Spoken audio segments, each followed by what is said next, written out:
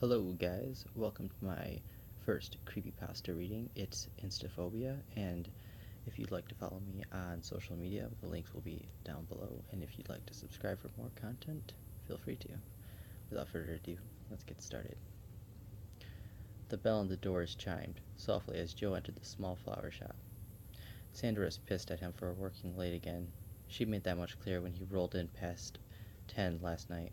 Who is she, Joe? Who is who? The woman you're screwing. What are you talking about, Sandy? You know I have the Brinkman's proposal to finish by next week. It's requiring more time and effort than Bob anticipated when he signed us up for the damn thing. That's great, Joe. What about time and effort for me? Huh? Remember when I used to warrant some of that? Sandy, Save it. Just forget it. I'm fine. I have a headache. She'd gone to bed shortly after that, leaving him to the day-old takeout and late-night talk shows, and wondering how things had gone so wrong. They'd grown up together, and Sandra was the first girl he had ever fallen for, right around the time most boys stopped viewing girls as vectors for the dreaded coattail virus and instead as objects of vague worship, and perhaps adjacent terror. When he nervously asked her to junior prom, he was surprised when she immediately said yes. 10 years later, through college and law school and marriage, they were still together, at least in a legally binding sense. Joe couldn't place an exact time when or how the hostility had crept into the relationship, but now it was an old companion, a sort of abstract partner in existence managetorsis. She was right, though. Joe had been spending too much time at work lately, and she did want more than a late-night kiss, goodnight, and the occasional passionless bout of lovemaking when he managed to find the energy. If he was being honest, even those rare trysts were on the verge of becoming extinct. A concept 10 years ago. Joe would have surely laughed his ass off at verge of being extinct, his ass off at his being the realm of possibility. The embers of the relationship may have died off from the raging wildfire it had been at the start, but there was surely something he could do to breathe some life back into the flame. That's all this thing needed, a little TLC and some good old-fashioned romance. So flowers. The girl behind the counter looked up when she heard the bell, her face fluttering quickly when she smiled to her confusion. Fair, before settling on a smile again, perhaps a little more sickly than before. Hello, Mr. Standover. What can I help you with? Was there something wrong with your purchase? Joe was surprised. He'd been in the shop before, but it must have been 6 months ago, or longer. Probably longer if he had to wager a guess. He couldn't be sure if this was the girl who had waited on him last time, which made it even more impressive that she not only recognized his face, but remembered enough to call him by name.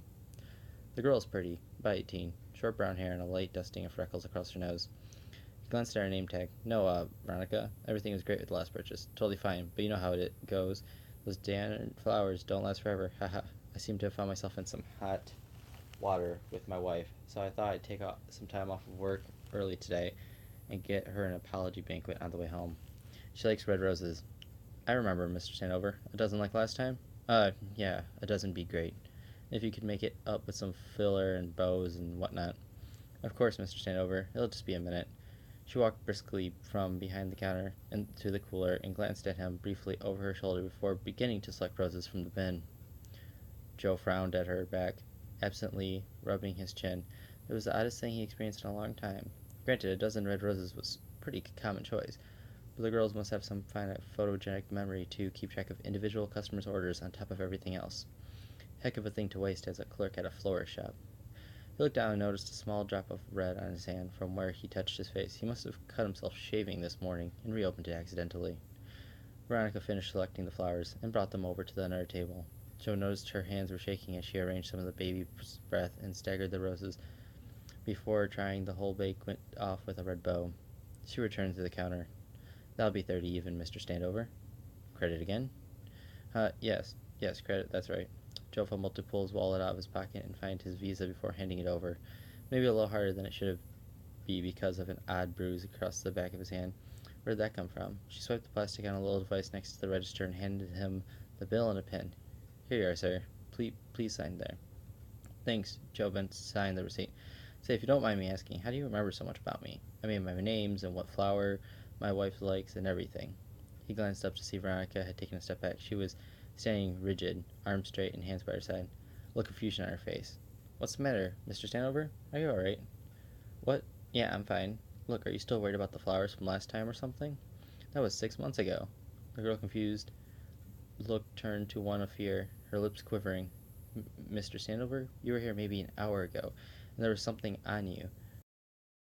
All red, eyes wide and threatening to overflow with tears, she began edging sideways towards the telephone on the wall. I think I need to call the police. What? No, don't. That can't. I've got to go home. Picking up the bike went Joe back towards the entrance of the shop. Just sorry for scaring you. He tripped to the door, bell ringing angrily, and ran into his car, practically throwing himself into the driver's seat. He sat there for a moment, a dozen thoughts whirling around in his head. What Veronica said was impossible. Joe had no idea what the hell that was all about, but knew he had to go home, get home to Sandy, and save the relationship. He could make everything alright if he could just get home. In a daze, he put the car in gear. He pulled into his driveway. Just a few minutes later, the winter sun was already well on its way to setting, shadows from the branches of the trees in his yard being thrown long and sinister as he stumbled out of his car, gripping the flowers. The mental fog he had driven home in was abruptly lifted, replaced by a sort of double vision, a living episode of deja vu. Joe saw things, both as they were now and as they were at some previous time before. It must not have been that long ago, because although the light in the sky had not yet begun to die in the vision of before, the black truck he didn't recognize was still parked at the end of the driveway. Making his way up to the walk, he noticed that before Joe carried flowers in his hand, much the same way that now Joe did. The front door was open, ajar, now where before it had been closed, but not locked. Entering and making his way down the hallway, dodging the stern piles of clothing that had been there before, Joe was struck by the quiet emptiness of now. Before there had been noises of talking and laughing and other things, now the hallway was dark in the gathering night, where before the sunlight had crept through the shaded windows and thrown patterns across the floor. The bedroom door was cracked open. Now it had been there. From time to time he entered the house. The vision from before was gradually shifting to shades of crimson. Now reaching the thresholds of the bedroom, the perspective was completely distorted, as if someone had dumped a bucket of blood over before Joe's head. Then abruptly looking down, he could see a dark stain had spread across the carpet. When he was seeing where it had been dropped, the dying light was too dim to tell, but he knew they were red. Sandy? He whispered her name, as if a prayer. Only silence answered. Thank you so much for making it to the end of the video. I hope you enjoyed, and I hope to see you in the next one. Have a good night.